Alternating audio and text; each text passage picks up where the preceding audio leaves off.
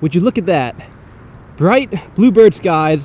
It's the middle of summer and I'm about to fish this tiny pond in the absolute worst conditions imaginable.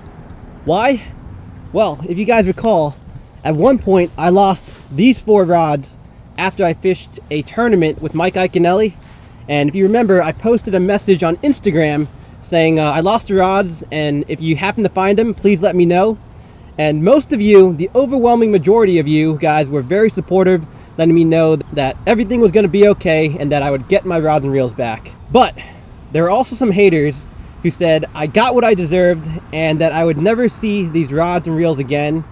And some of the haters even went as far to say that I destroyed all the honey holes in Maryland due to something known as spot burning. And if you're not familiar with spot burning is something where a fishing location that's not very pressured is revealed, and that results in a lot more people fishing it. And the result of that angling pressure is that the fishery goes way downhill and it becomes extremely difficult to even catch a single fish out of it. So now I'm back at Johns Hopkins Pond, and the very first time I fished here, I caught a 5-pound bass.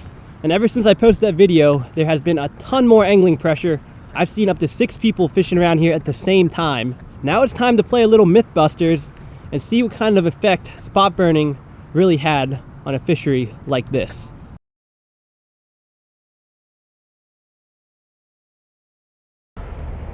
I was about to tie on this here buzzbait, but I just saw some popping by that fountain, so let's put on the old popper in my other rod and make a couple casts.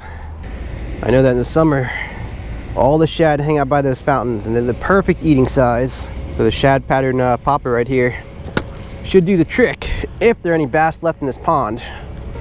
All right, let's find out. Cast number 1. All right, I'm in the, oh yeah, there's a lot of shad there. I'm in the money zone.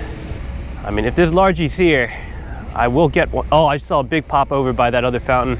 Perfect shad imitation, perfect dying shad imitation using this pop. Look at those shad. I don't know if you guys can see that, but they're popping all over the place. Putting the popper down for 1 second. I'm gonna make a quick loop around this pond with the buzzbait, parallel to the bank, and we're gonna see if there are any active fish willing to play.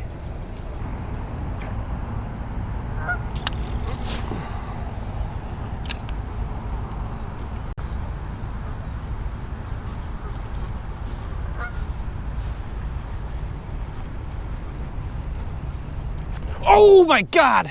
Oh, it's a good fish. Oh, we got bass in here, guys. That guy just came up and nailed it. Oh, so please don't lose this fish. Please don't lose this fish. Please, please, please, please, please. Oh God, it's a big fish, guys. Oh my, oh yes. Is that the trailer hook? Okay, okay, okay, okay. Oh. Sorry guys, I'm still sick. Oh, it's on the trailer hook, back of the trailer hook. Look at this fish, guys. Look at this fish. All right, come here, buddy.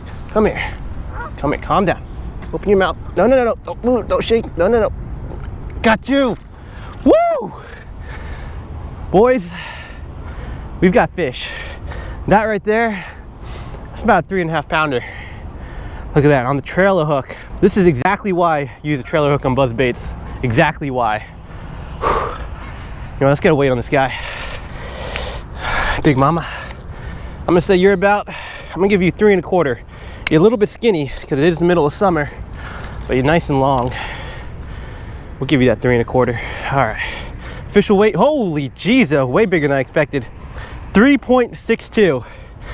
That is a, I'm not gonna lie, that is a nice fish to start the day right here. All right, let's go and let this beauty go. All right, go eat some more of those shad. Oh wait, oh yeah, check this out. All right, we're gonna let this fish, oh, this water is warm as heck. Get out of here, big mama. Guys, check this out.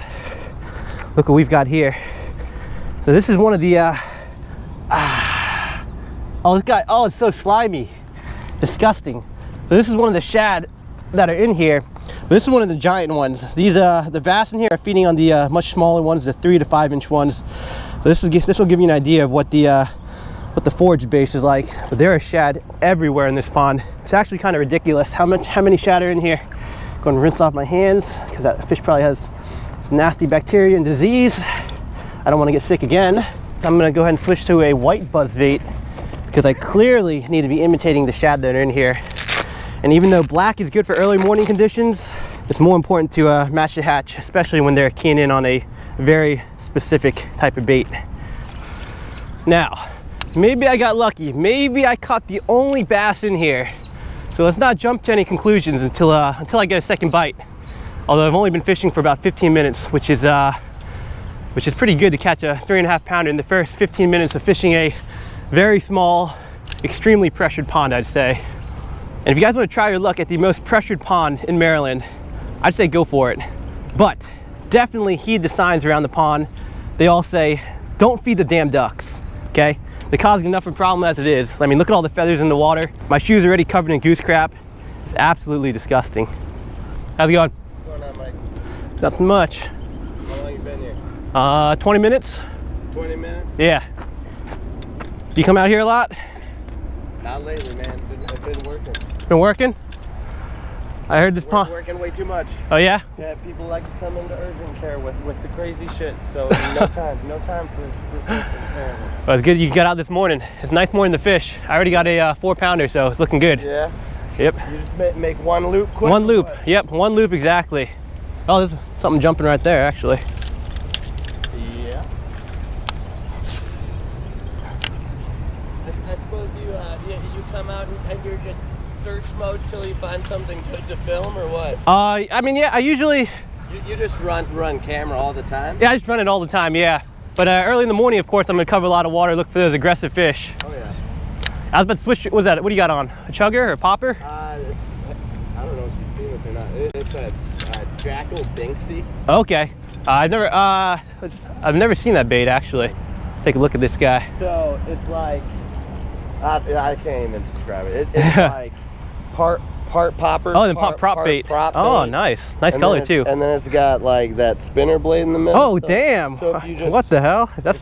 So guys, we got one of my subs out here. What's your name? My name's Mike. Oh, dude, great name. Yeah, right? And he has one of the most unique topwater baits I've ever seen. Tell us about this bait, man. So this is the Jackal Binksy. It's kind of like part popper, part prop bait. And then it has this little spinner blade in the middle. Dang. Which is what really sets it apart.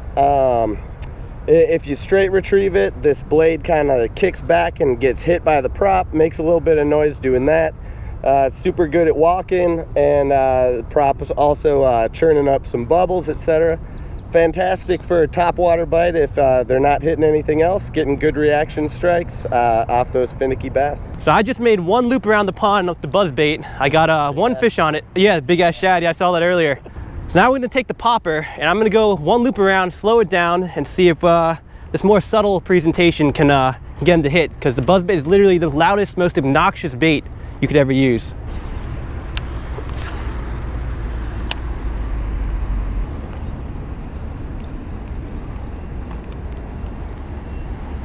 Whoa, right in front of me. Nice. All right, on the popper. Woo, that was a big blow up for a little dude. Actually startled me a little bit. Wow, skinny. There's a lot of shad in here, but a lot of them are too big, so these little guys might have a little bit of trouble finding forage to eat. All right, well, it wasn't pure luck that I caught that first fish. This is one emaciated fish, unfortunately. Sorry, buddy. I wish there was more little shad for you to eat, but guess not. Huh. They're gonna hit the popper when the sun's up. That is definitely a good sign. God, how big was that? I think it was like three and a half. What ballpark? Smallie out of there? Damn! That's a gigantic one, man. Best find ever over at Daniel's was actually an engagement ring that I found. You found an engagement ring? Dang. Posted little signs, put it on Craigslist. But no one claimed it, huh? They probably claimed insurance. Oh, you're probably right. I got cut a $20,000 check for it. Dude, that was a heck of an engagement ring you found. How did you find that kind of ring at Daniel's?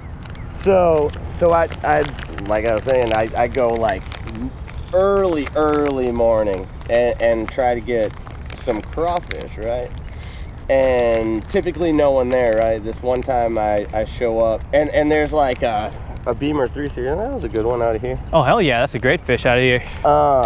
So there's a Beamer 3 Series and I'm like, oh, that's strange. Go down there and there's some dude and some chick out with a metal detector. Oh I'm like, so yeah, so I'm like, what you guys looking for? Like, so on and so forth. Oh, this is just from lost lottery tickets. I cashed in the losing tickets and got credit, so I got this. We're just looking for scrap. Okay. Huh, okay. So like, do you find anything good? No, just some scrap metal. Okay, whatever. Yeah. So I'm like doing my thing. They're there for like 3 hours. Damn, right? You know something's up then. Right. So I'm like, what is going on with these people? They keep going up to their car, like staying for a half hour. Yeah. Pupils are like, I'm like, dude, come on, there's something going on here. So one time I went up to plug my phone in to my car. When I turned around, I tripped on a rock and like looked down to see what I tripped on. Engagement ring sitting right there. Wow. So I grab it and I go down to these people and I'm like, are you sure you're not looking for anything? Yeah. No, just looking for scrap metal. All right, well, okay. Yeah. Now you're not going to show them the ring and then be like, oh yeah, that's mine. Right, exactly. If they had said an engagement ring, you'd be like, oh, here you go. So the strange thing is, holy geez, look at that. Look at the size of the diamond on that sucker. I don't know if you can even get it. My screen is all I got it, we're good. But, that is a heck of a diamond on that thing. That's 20K, huh? So it sold in 2005 initially for 55. 55,000. Holy moly. So I like put up all the ads, whatever, and like no response. Put on Craigslist. Like someone even tried to say it was mine. So I listed in the Craigslist ad, they'd have to know. all of this stuff about like there was a serial number. Okay. So I called the name that was engraved, thinking that would be the owner. I Googled it. It was a diamond cutter in Beverly Hills. Okay.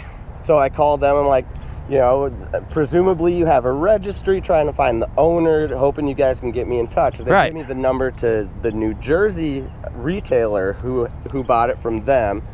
Got in touch with them. They tried to contact the person who bought it, and like no response.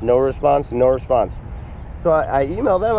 I'm like, so what would you suggest I do with this? I imagine at some point it becomes mine. Yeah, of course. But like, how do I go about doing it? Yeah. Like, because I'm not trying to you're trying to do the right thing. To go and right. I'm not trying to go and do it, and then like, if there's somewhere a police report that like I couldn't locate, and nobody was like I'm not trying to get charged with like theft or anything. with like super theft, like whatever. So they never respond. Look up laws about finders keepers in Maryland. It just says that you need to undertake reasonable effort. Oh, you definitely did, no question.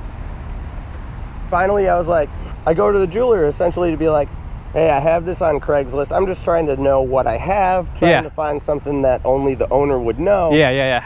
So I don't get all these other people. Now, the Craigslist ad said, like, I know the name of the owner, like, all transactions will, like, all meetings will be held at Baltimore County Police Department, like, all of this shit.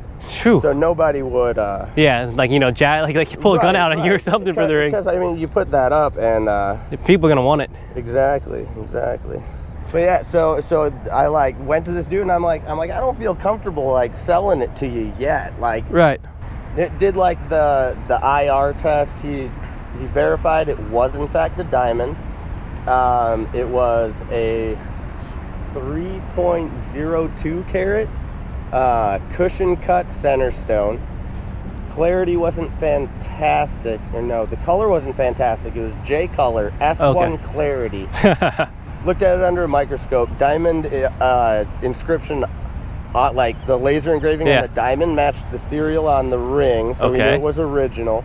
It was like the best freaking story ever. I love it. No question, that is the craziest fishing story I've ever heard in my life. Right? I've heard of people finding some interesting stuff, but never a $55,000 diamond ring. I thought it was big enough that I honestly thought it was fake. Yeah, I mean that was a big ass diamond. I've never seen one that big in person, or I've seen it in pictures, but in person I've never seen one that big. It was crazy. I couldn't show my wife. I mean, like think about it. I can't be like, so I found this ring. It's nicer than yours. She would have definitely wanted it. It's nicer than yours. I was good about it though, You did everything you could.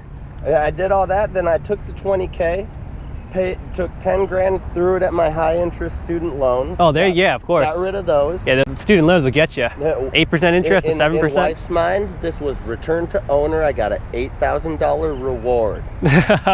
Gotcha. So, bought us kayaks, bought us bikes. Hey. Freaking fantastic, man. Yeah, dude, that's the way to do it. That's incredible. When was this find, by the way, at Daniels? 2016. Last year. Yeah. Man, that's crazy. I fished here a couple times in July last year too. So it must have been end of June. The original pics that I took at home are dated July 1. Gotcha. Back to fishing, guys. I'm gonna switch up the popper and go to a more subtle shad imitation. It's a super fluke right here, or the Strike King Caffeine shad. Let's get this rigged up. And since this water is the color of goose crap, let's go ahead and dye the tail in a little chartreuse to make it pop out a little bit more. That's a good looking shad imitation. Let's see if I can finesse any more out of here. I suppose it's not too bad. Caught 2 fish, got here at 6:30, fished for 2 hours, talked to my sub for an hour. Definitely say it was a pretty good day.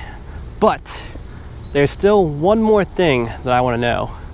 For educational purposes, I want to know how big the shad are this time of year. So I put on a little lipless crankbait. Let's go ahead and snag one up real quick. Probably won't take long. Second cast. Look at that. You can see him just popping. Oh, shit. Whoops. You guys can see the shad is actually pretty cool. How much forage is in this little pond. Look at that. As soon as it hits the water, it's like a bomb of shad.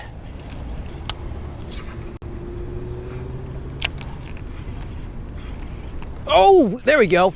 Wait, is that a largie? Oh my gosh, that was so cool. I literally spooked up like 50 shad, then this little bass came up and nailed my nailed my bait. There's another one, guys.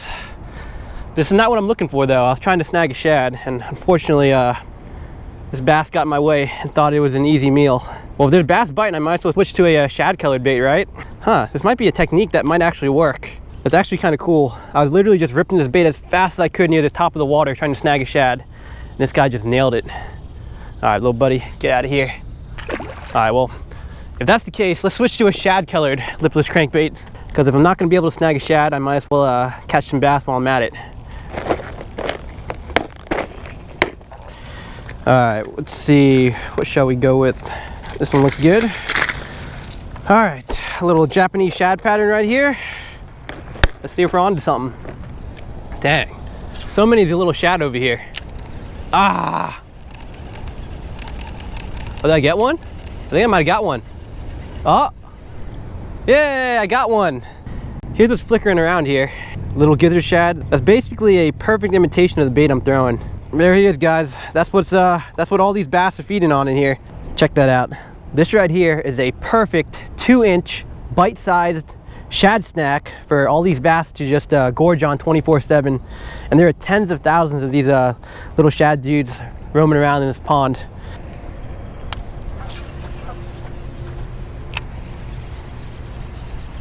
Oh yeah! Oh my god! Oh jeez! Oh, was it shad or it's a bass? That thing's a largie.